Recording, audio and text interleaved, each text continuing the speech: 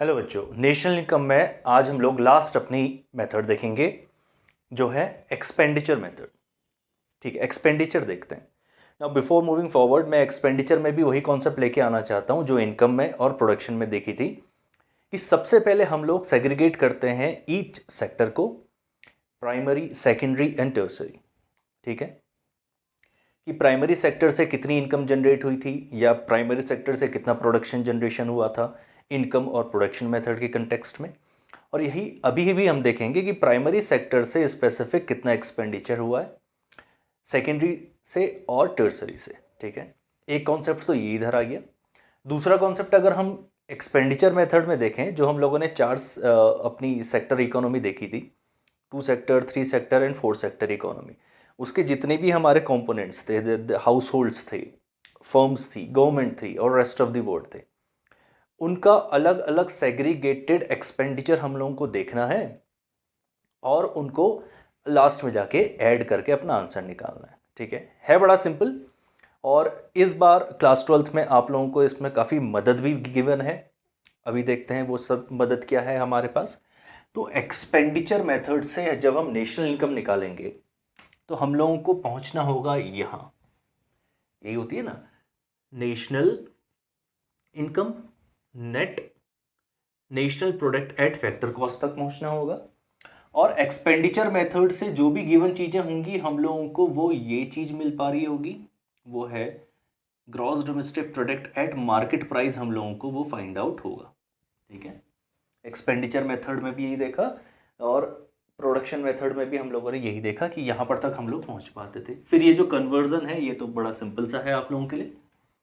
अब देखते हैं कि अगर gross domestic product market price हम लोगों को मिलता है और ये जो फॉर्मूला आपके सामने आ रहा है ये किस तरीके से, इसको सबसे पहले आप समझिए। अभी ये कुछ भी आप लोगों को समझ में नहीं आएगा, तो मैं अब चाहता हूं कि अब आप इसको यहां से पढ़ना शुरू करिए। पहली कंपोनेंट लिखा हुआ है कि प्राइवेट फाइनल कंजप्शन एक्सपेंडिचर। क्या लिखा है? Private final consumption expenditure. या फिर हम लोगों ने क्या देखा था कि हाउस होल्ड और फर्म्स में के बीच में रिलेशन देखा था, वही है हाउस होल्ड का जितना भी एक्सपेंडिचर है उसको अगर हम टोटल कर दें, टोटल का मतलब वही फाइनल, और कंजप्शन एक्सपेंडिचर मतलब जो भी उसमें चीज़ों को इस्तेमाल करने के लिए, यूज़ करने के लिए, अपने आप को सेटिस्फाई करने के लिए वो चीज़ों को कंज्यूम कर रहे हैं, उन सबको अगर मैं मॉनेटरी फॉर्म में लेके आ जाऊं तो ये क्या बन जाएगा मेरा? PFCE, that is private final consumption expenditure. अब तो आपको कोई कंफ्यूजन नहीं है कि ये क्या है, एक जगह का पूरा फाइनल कंजप्शन एक्सपेंडिचर हम लोगों ने मॉनेटरी एक्सपेक्ट में ले लिया। ठीक है, अब देखिए मदद की बात मैं कर रहा था, तो ये मदद ये है कि अब आपको इसको करने की ज़रूरत नहीं है, ये आपको गिवन मिलेगा क्वेश्चन में। ठीक है, ये जनरली आपको क्वेश्चन में गिवन ही मिलेगा, आपको कोई टेंशन लेने की ज़रूरत नहीं है। नाउ मूविंग फॉरवर्ड, प्लस लिखा हुआ है GDFCF। ठीक है, GDCF लिखा हुआ है, gross domestic capital formation. Gross का मतलब होता है आपको टोटल, डोमेस्टिक कैपिटल फॉर्मेशन को अगर मैं ब्रेक डाउन करूं तो कैपिटल फॉर्मेशन का मतलब क्या होता है बताओ बच्चों? ये कैपिटल फॉर्मेशन का मतलब होता है कि इन्वेस्टमेंट करना, कैपिटल फॉर्म करना। ठीक है, एक इकोनॉमी के अंदर आप लोगों ने क्या किया? कैपिटल को फॉर्म किया। डोमेस्टिक कैपिटल फॉर्मेशन का मतलब वो इकोनॉमिक टेरिटरी की बात कर रहा है, जो हम लोगों ने पहले देखा था कॉन्सेप्ट में, इकोनॉमिक टेरिटरी। देश के अंदर कितनी कैपिटल जनरेट हुई है अगर वो जानना चाहें तो इसका मतलब हम लोग चाह रहे हैं कि कैपिटल फॉर्मेशन देखना चाह रहे हैं। इसमें स्टार बना है एक रीजन से, अभी बताता हूं, आगे बढ़ते हैं। GFCE that is government final consumption expenditure. भाई गवर्नमेंट भी तो एक सेक्टर है ना। हम लोगों ने देखा था कि 12th में हम लोगों को 2 ही सेक्टर पे फोकस करना है, हाउस एंड फर्म्स, लेकिन उनको इग्नोर तो नहीं किया जा सकता, तो उसको भी इंक्लूड करना है। Government final consumption expenditure, government भी काफ़ी खर्चे कर रही होती है, आप लोग न्यूज़ में और ये सारी चीज़ें अपने रियल लाइफ में देखते हैं, गवर्नमेंट के एक्सपेंडिचर्स भी आ जाएंगे। और लास्ट में लिखा हुआ है NX, that is net exports. Net exports का क्या होता है? Exports minus imports. एक्स को देखते हैं एक्सपोर्ट से, एम को देखते हैं इम्पोर्ट से, तो X minus M equals to NX। इसमें तो कोई भी चीज़ है ही नहीं देखने के लिए, समझने के लिए, तो ये भी आपको होगा गिवन। और इसमें भी मैं गिवन ही लिख देता हूँ क्यों गिवन लिख रहा हूँ? क्योंकि भाई इतना कोई लंबा चौड़ा फॉर्मूला तो नहीं है जो आप नहीं बना पाएंगे। आपको एक्सपोर्ट्स गिवन होंगे, इम्पोर्ट्स गिवन होंगे, माइनस करके आंसर तो कोई भी निकाल लेगा, इसलिए मैं इसको ऑलमोस्ट गिवन मान रहा हूँ।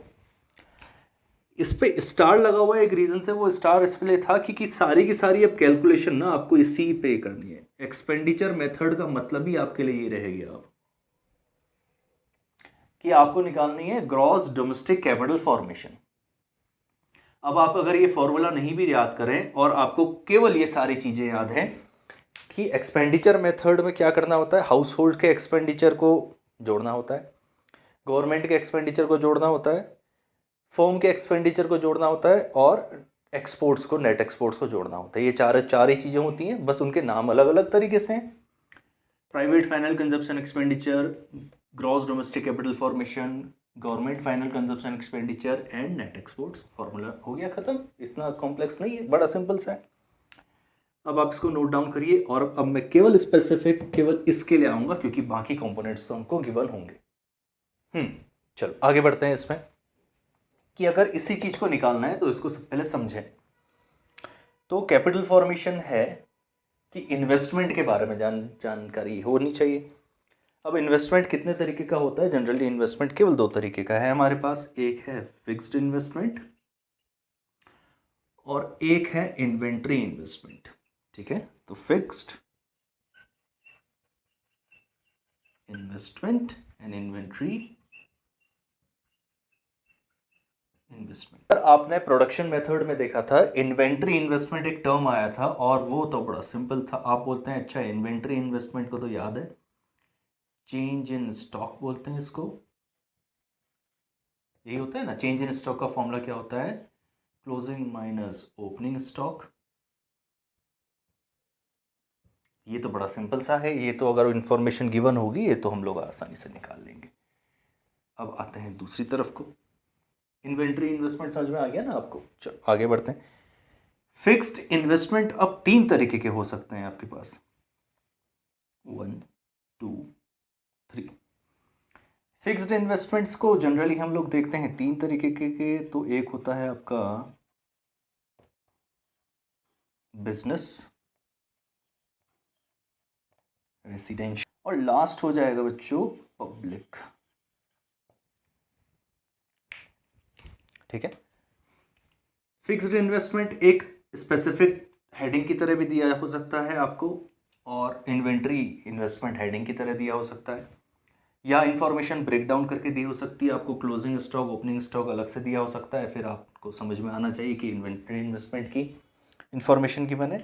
सिमिलरली फिक्स्ड इन्वेस्टमेंट को भी टुकड़ों में दिया हो सकता है। तो फिक्स्ड इन्वेस्टमेंट क्या है? एक इन्वेस्टमेंट जो आपका स्पेसिफिक बिजनेस की तरफ जा रहा होगा। ठीक है, बिजनेस की तरफ मतलब बिजनेस को एक्सपेंड करने की तरफ को जा रहा होगा और इन्वेस्टमेंट उसमें जा रही होगी। दूसरा, जो फर्म्स रेसिडेंशियल इन्वेस्टमेंट करती है, और तीसरा जो वो पब्लिक इन्वेस्टमेंट्स करती हैं। तो ये तीन तरीके के इन्वेस्टमेंट्स आपके सामने आएंगे अगर, तो आपकी इंफॉर्मेशन उसको एडअप करनी है और अपनी कैपिटल फॉर्मेशन बना लेना।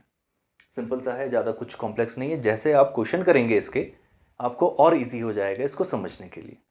चलो अब देखते हैं कि यहाँ पर को भी इंफॉर्मेशन हमारे पास आ गई। चलो अगर हम ये भी इंफॉर्मेशन ले ली, ये भी ले ली, ये भी ले ली, ये भी ले ली, क्योंकि ये तीन गिवन होंगी, ये निकाल लिया हमने। यहाँ पर को पहुँचने के बाद आपको पता है कि यहाँ पर तक हम लोग पहुँच चुके हैं। उसके बाद तो कन्वर्जन आपके पास अब बहुत ईजी है। नेट तक जाना है तो ग्रॉस में से डेप्रिसिएशन माइनस करेंगे। नेशनल प्रोडक्ट और डोमेस्टिक प्रोडक्ट के बीच का डिफरेंस होता है NFI, है तो इसमें ऐड किया जाता है। फैक्टर कॉस्ट तक पहुंचना है तो मार्केट प्राइस में से नेट इनडायरेक्ट टैक्सेस को माइनस कर देंगे और आप अपने बड़ी आसानी से आंसर तक पहुंच जाएंगे। चलो आज हम लोग कोई क्वेश्चन नहीं करेंगे, ये आपके ऊपर है अब आप कितने क्वेश्चन करते हैं। नेक्स्ट वीडियो जो नेशनल इनकम की आएगी उसमें हम लोग 10 से 12 क्वेश्चन करेंगे न्यूमेरिकल पार्ट के, और एक वीडियो और आएगी जिसमें हम लोग थ्योरेटिकल पॉइंट ऑफ व्यू से नेशनल इनकम के क्वेश्चंस देखेंगे। कुछ इंपॉर्टेंट क्वेश्चन होंगे जो मैं आपको कराऊंगा, जो एक्सपेक्टेड हैं कि थ्योरी में आ सकते हैं 3 से 4 मार्क्स के लिए, और न्यूमेरिकल तो हम लोग देखेंगे। तो अभी अब नेशनल इनकम के पास हमारे पास 2 वीडियो बची हैं, और अब मैं चाहता हूं कि आप लोग बड़ी अच्छी तरीके से इसको पढ़ाई करें, डीप स्टडीज़ करें, क्योंकि एक चैप्टर आपके पास अब ऑलमोस्ट कंप्लीट होने वाला है और बहुत इंपॉर्टेंट वेटेज रखता है आपकी बोर्ड की स्टडीज़ में। इसके बाद हम लोग शुरू करेंगे बाकी वाले चैप्टर्स और हमारा मैक्रो इकोनॉमिक्स को जल्दी से जल्दी ख़त्म करके इंडियन इकोनॉमी डेवलपमेंट की तरफ मूव ऑन होंगे। चलिए, अंटिल देन स्टडी।